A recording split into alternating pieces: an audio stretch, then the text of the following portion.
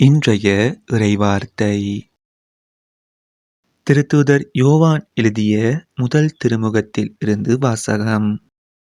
அன்பார்ந்தவர்களே, கடவுளிடம் நாம் எதை கேட்டாலும் பெற்றுக்கொள்வோம். ஏனெனில் அவர் கட்டளைகளை கடைபிடிக்கிறோம். அவர் திருமுன் அவருக்கு உகந்தவற்றையே செய்து வருகிறோம். கடவுள் நமக்கு கொடுத்த கட்டளைப்படி அவருடைய மகன் இயேசு கிறிஸ்துவிடம் நம்பிக்கை கொண்டு ஒருவர் மற்றவரிடம் அன்பு செலுத்த வேண்டும். இதுவே அவரது கட்டளை. கடவுளுடைய கட்டளைகளை கடைபிடிப்பவர் அவரோடு இணைந்திருக்கிறார், கடவுளும் அவரோடு இணைந்திருக்கிறார்.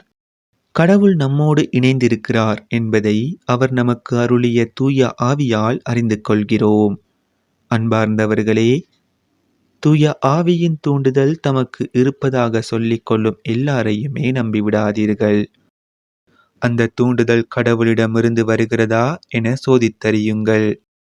ஏனெனில் போலி இறைவாக்கினர் பலர் உலகெங்கும் தோன்றியுள்ளனர். இயேசு கிறிஸ்து மனிதராக வந்தவர் என்னும் உண்மையை ஏற்றுக்கொள்ளும் தூண்டுதல் அனைத்தும் கடவுளிடமிருந்து வருவது.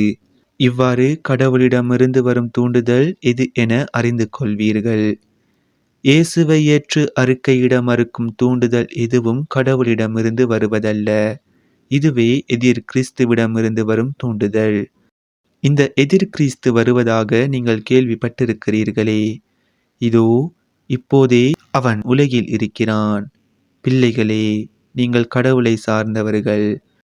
நீங்கள் அந்த போலி இறைவாக்கினர்களை வென்று விட்டீர்கள்.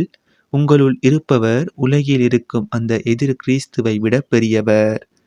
அவர்கள் உலகை சார்ந்தவர்கள், எனவே தான் உலகு சார்ந்தவற்றையே பேசுகிறார்கள். உலகமும் அவர்களுக்கு செவி சாய்க்கிறது.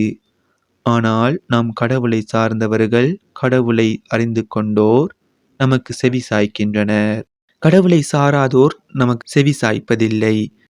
இதிலிருந்து உண்மையான தூண்டுதல் எது, பொய்யான தூண்டுதல் எது என்பதை நாம் அறிந்து கொள்ளலாம். இது ஆண்டவர் வழங்கும் அருள்வாக்கு. இறைவா, உமக்கு நன்றி. இன்றைய தினத்துக்கு உரிய நற்செய்தி வாசகம். மத்தேயு எழுதிய தூய நற்செய்தியில் இருந்து.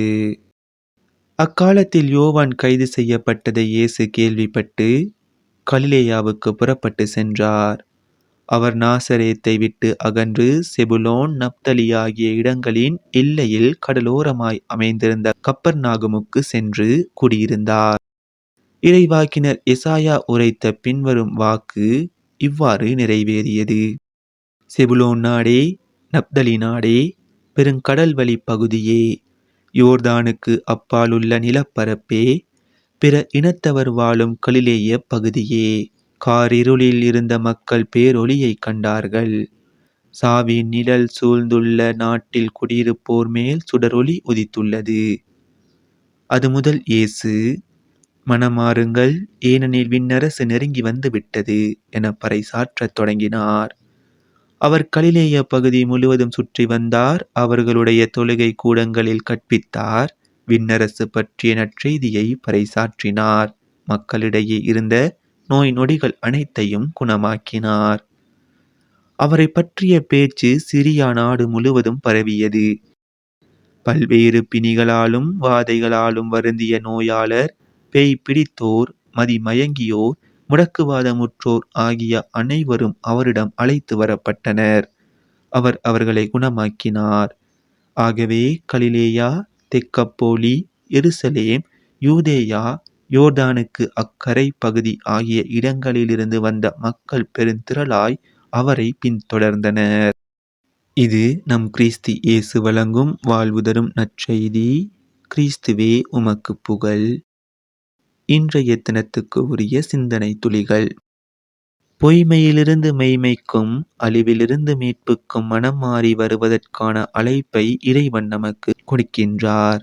மீட்பின் வரலாற்றில் இறைவன் இஸ்ரேல் மக்களை காத்து வழிநடத்த நியமித்த இறைவாக்கினர்கள் அனைவரின் இறைவாக்குகளிலும் மனமாறுங்கள் எனும் அழைப்பு சற்று அழுத்தமாக உரைக்கப்படுகிறது. பழைய ஏற்பாட்டுக்கும் புதிய ஏற்பாட்டுக்கும் பாலமாக விளங்கும் இறுதி இறைவாக்கினரான திருமுழுக்கு யோவானின் முழுமூச்சான முழக்கம் மனம் மாறுங்கள், விண்ணரசு நெருங்கி வந்துவிட்டது என்பதாகும். நம் ஆண்டவர் பொது வாழ்க்கை பணியில் ஆற்றிய முதல் மறையுரையில், காலம் நிறைவேறிவிட்டது, மனம் மாறி நற்செய்தியை நம்புங்கள் என்று மனமாறுதலை முதன்மைப்படுத்துகின்றார். மனமாறுங்கள் என்னும் அறிவுரைக்கு செவி கொடுத்தால் அது நமக்கு மன்னிப்பையும் கடின உள்ளத்தை மாற்றி பரிவு, சகிப்புத்தன்மை, பொறுமை ஆகிய குணங்களை வளர்க்கும். எனவே மனம் மாற இறை வார்த்தை விடுக்கும் அழைப்புக்கு செவிமெடுப்போம். அன்றன்றைக்கான இறை வார்த்தைகளையும் நற்செய்தி வாசகங்களையும் சிந்தனை துளிகளையும் பெற்றுக்கொள்ள நம் சேனலை சப்ஸ்கிரைப் செய்து கொள்ளுங்கள்.